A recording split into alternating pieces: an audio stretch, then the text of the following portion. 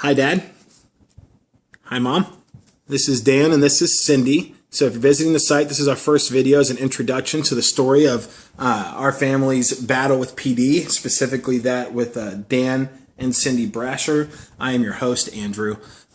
So we're just going to ask you guys to share with us today what the story is behind the life you guys were living in the year or two prior to finding the diagnosis of Parkinson's and to where we're at today post the diagnosis, which has been what, about a year since? A year and a half. 20 months. So why don't you guys just tell us what was life generally right before, that year prior to the diagnosis coming through?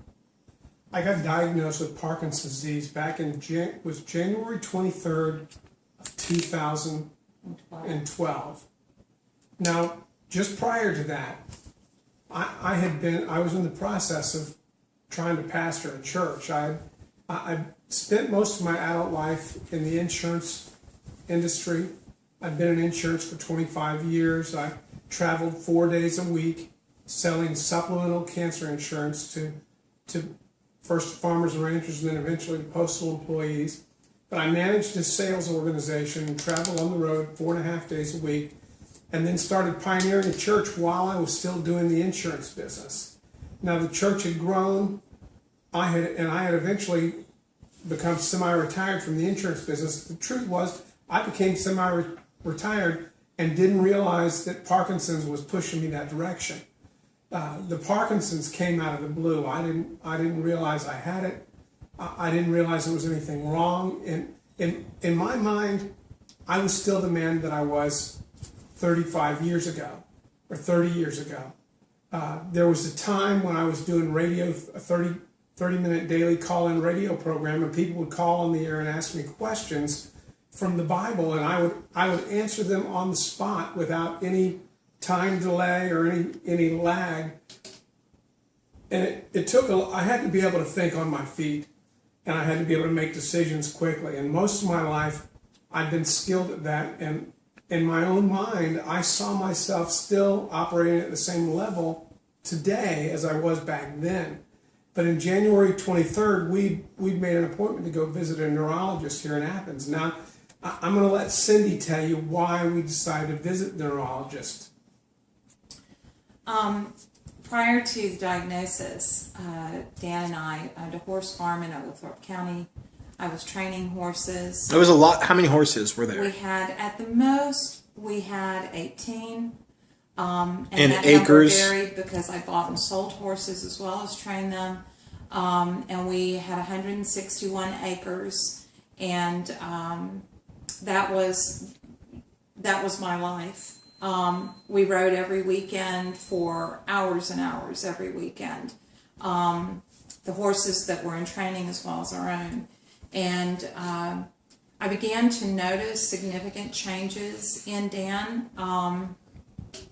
They were subtle at first, but they became more pronounced. And the things that people most, at least in my experience, the things people most easily identify with Parkinson's disease, things like the tremor, the gait change, the foot drag, things that balance issues, the physical symptoms that you see with your eyes. I was seeing those changes, but it was the changes that I was seeing in Dan's ability to make decisions, take in information,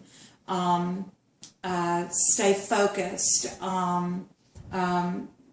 Dan's always been really energetic talking, and he's always had so much to say, in fact, that he was a serial interrupter in every conversation. Me? That guy and over there.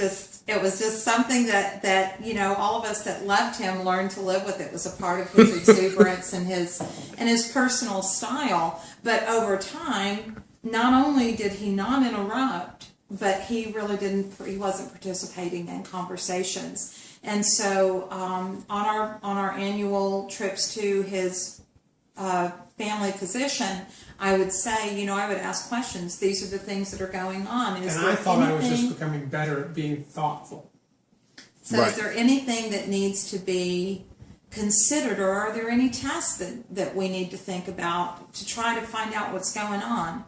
And our family physician would tell me he's getting older. He really treated me quite dismissively, disrespectfully, like I was being a nuisance in the appointment.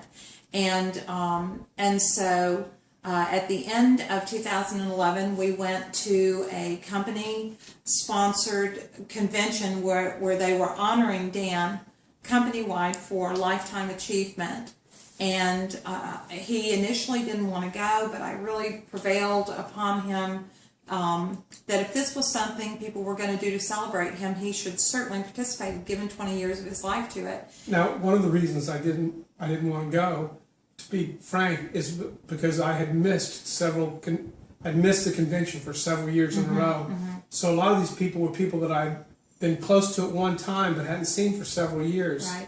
And that's what made the convention such a strange event. Right. In the end, Dan decided to go, and while we were at the convention, bearing in mind that I already had all these concerns about changes that I was seeing in him, people began to come up to me during after the meetings, and they would say, "What has happened to Dan? Is he sick? Has he had a brain injury?" I mean, people were comparing the Dan that they had last seen with this 2 or 3 years later Dan, and they were noticing significant changes as I had.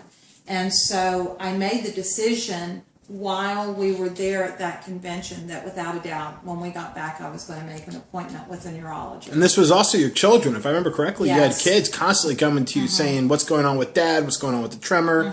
And there was a constant feedback of the doctor is telling us everything's Yes. fine. You guys are acting, And he was telling us that, but I didn't notice the changes because they were so gradual. Right. That was the thing. This started with about 4 years ago. I had a slight tremor in my right hand, and I got the doctor to give me a prescription to help calm the tremor so that when I would stand up to preach on Sunday mornings, it wouldn't be a distraction to the people. And so I thought he said it was just a familial tremor.